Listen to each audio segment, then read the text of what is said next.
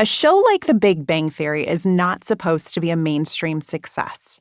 Not when the two lead characters are a theoretical physicist and an experimental physicist, or when episodes involve the Born-Oppenheimer approximation and Schrödinger's cat, or when a lot of attention is paid to whiteboards and theorems. It's just not. And it probably wouldn't have gone further than the idea bin if it weren't for the power and respect that creator Chuck Lorre commanded when in 2006, he, along with Bill Prady, went to CBS with an idea for a new series built on that very concept. In almost any other setting, it would not have made it through the door. And then if it had, it would have been greeted with a, "Thanks, we'll get back to you." But Lorre had a plan, albeit a risky one. And to understand how it came together, you have to go back to childhood obsessions, computer programming days, and a determined television executive by the name of Peter Roth. Chuck Lorre, co-creator The Big Bang Theory, co-creator 2.5 Men. Growing up, I devoured all things DC Comics, and then Marvel came along and elevated the whole genre. Everything changed when I read Ray Bradbury's The Martian Chronicles as a kid. That changed my life. I became obsessed with devouring every book by every sci-fi author I stumbled upon. And that led to Robert A. Heinlein and Isaac Asimov and Frank Herbert's Dune, which led to Roger Zelazny.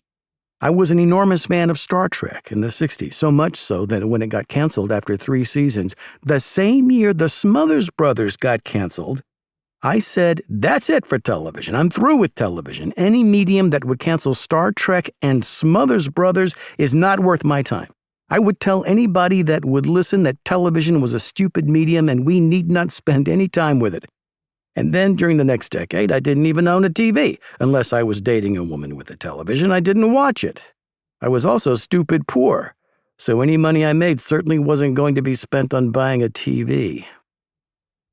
Ironically, the man who declared himself through with television is now one of the most prolific and successful television producers in history, having been called the king of comedy.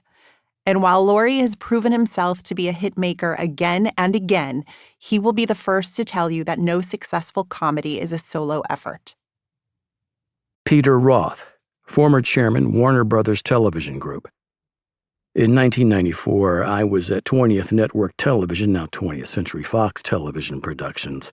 My boss, Peter Chernin, said to me, "Peter, you do a great job in drama, but frankly, you suck in comedy." And he was right. That led to my team and I putting together a list of what we considered to be the 7 greatest comedy creators and showrunners in the business. Number 1 on that list, Chuck Lorre. Number 2 on that list was Danny Jacobson, who created Mad About You, followed by 5 others who will remain anonymous because none of them succeeded. I brought that list to Mr. Chernin, who said, "How much do you think it's going to cost to get those people?" It was going to cost an extraordinary amount of money, especially in those days. The next week, we went to see then Chairman and CEO of News Corporation, Rupert Murdoch, about why we should be investing this money. Rupert just looked at us and said, "Do it." I walked out of the office, my knees buckling, thinking, oh my God, I can't believe this man just committed this amount of money. More importantly, I can't believe the onus is now on me and I have to execute all of this. Roth, who was responsible for hit dramas like The X-Files, Picket Fences, 21 Jump Street, and more, had never met Chuck Lorre, but he sure knew of his work and read his material. For that reason and more, Roth was relentless in his pursuit to sign him. And it worked. In the end, Roth made deals with all 7 comedy creators on his list. Peter Roth. But only 2 of those deals actually worked out well, and only one of them paid for the entire investment and literally quintupled the original amount, and that was Chuck Lorre with one show, Dharma and Greg. To keep listening to this audiobook for free, click the link in the description. It will take you to a free Audible trial where you can listen to this and many other books for free for 30 days.